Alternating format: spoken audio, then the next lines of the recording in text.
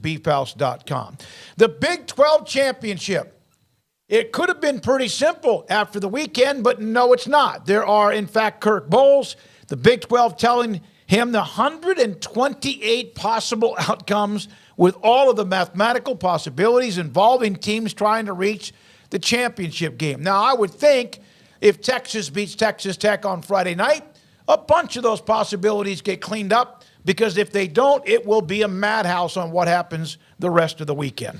Yeah, that's the key moment. Well, I mean, that one in the Oklahoma TCU game, and both on Friday, if those go chalk, then, a lot of scenarios kind of balance themselves out. But particularly Texas and Texas Tech, if Tech can find a way, to win that game, which I think is a bad matchup for them, even if they're playing their best. I mean, and not just because Texas is good, just because what Texas does is not great for Texas Tech. But if they find a way, weird things happen in college football, to give Texas that second loss and, kind of send everything into chaos, man, that'll be a wild Saturday. Yeah, it's pretty crazy how complicated this is here at the end. I mean, it seems almost too complicated, and this is going to be more of the norm when you've got multiple conferences that now have, a setup where you're not going to see teams for years, much less every single year. With the old Big 12 round robin, that was beautiful. What was beautiful about it was pretty, black and white of what the scenarios look like, because everybody played everybody, and now that you don't. Not even play everybody. We don't play a lot of teams in there, and the other team's playing teams that you don't play, multiple teams that you don't play, and vice versa. It's a little bit complicated, and it's a situation where I thought if Texas won last week, they were in. Like, I just thought that was pretty simple, but apparently not. Apparently they still have to win another game. But I guess the simplest way for this to be taken care of is what Texas wins, Oklahoma State wins, and boom, we're done, right? Yeah. I mean, that's what you're looking at.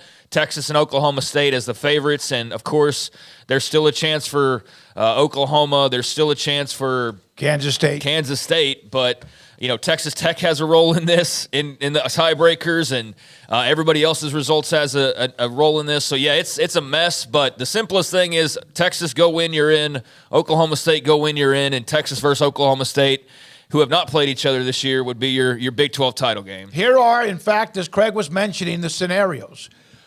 Texas, of course, playing Saturday or Friday night against Texas Tech. If Oklahoma, who's in contention, if they win, obviously they will remain a part of the conversation. Texas will clinch both a berth in the championship game and the number one seed with a win Friday night against Tech. If Texas wins, clinches a berth on Friday, the following scenarios apply surrounding Saturday. If Oklahoma State defeats BYU, the Cowboys clinch the number 2 seed. We're done.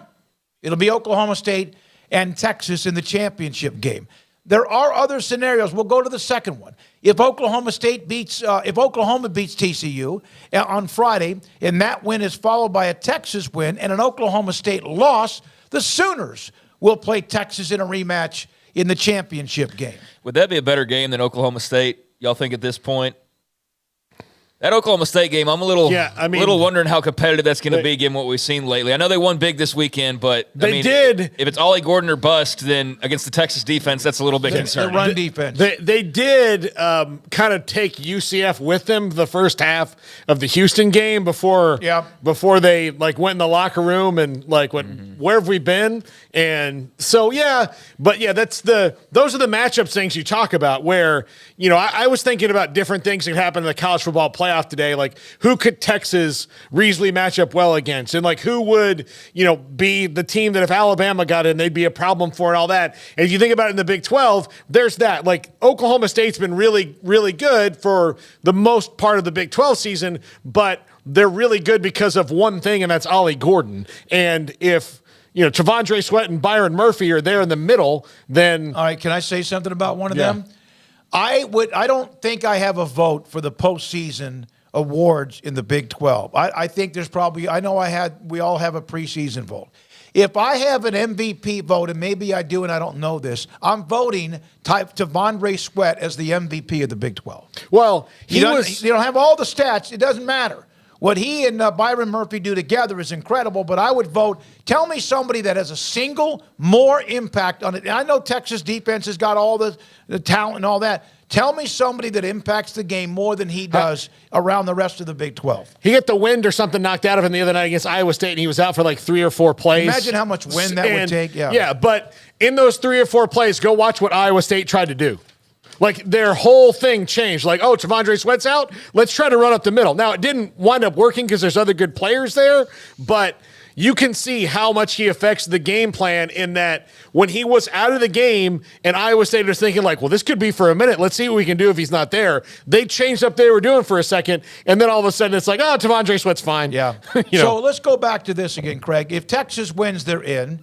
If Oklahoma State wins, no matter what, they're in.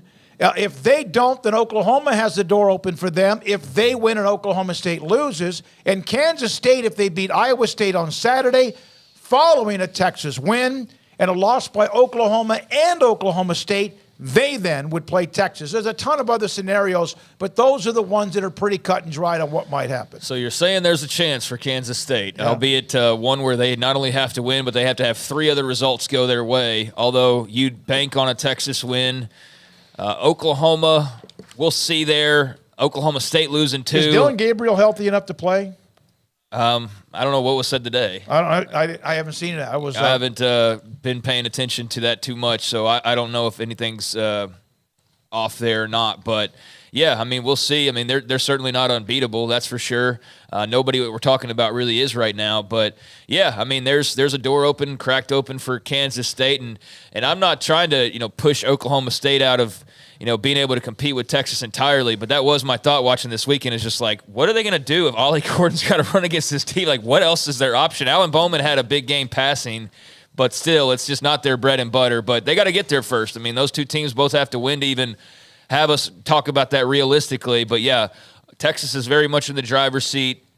Oklahoma State's also in the driver's seat, but there's Oklahoma and Kansas State, and so you just cross your fingers, especially as a Wildcats fan, because you need a lot to happen. But there's a chance. There's absolutely a chance, but like you said, there's other scenarios as well. Texas did not lose what is a true road game this year. All the games on the road, they won in Alabama. They won their games, of course. They only have the one loss at a neutral site against Oklahoma at the Cotton Bowl. You got to give them credit. And I do, because they went into Ames. The game was sloppy, kind of like I'm sure Iowa State wanted, 6-3, long field goal by Auburn, who had missed the first one. It was a timeout. He kicks it, longest of his career, and then they kind of opened up their bag of weapons after that in the second half. 6-3 at half was exactly what Iowa State wanted to. Not exactly, but that was the scenario that realistic scenario. If you can keep it 6-3, if you can somehow make this a field goal game and do that, your touchdowns are going to be a lot more. But when Texas came right out after halftime and hit that Jordan Whittington touchdown, it felt like, now that plan's not probably going to work. Well, so they dominated that game in the second half. Iowa State had the long touchdown to the tight end, too, that was a brilliant call. But in the end, Texas won on the road against Iowa State in Ames. Now,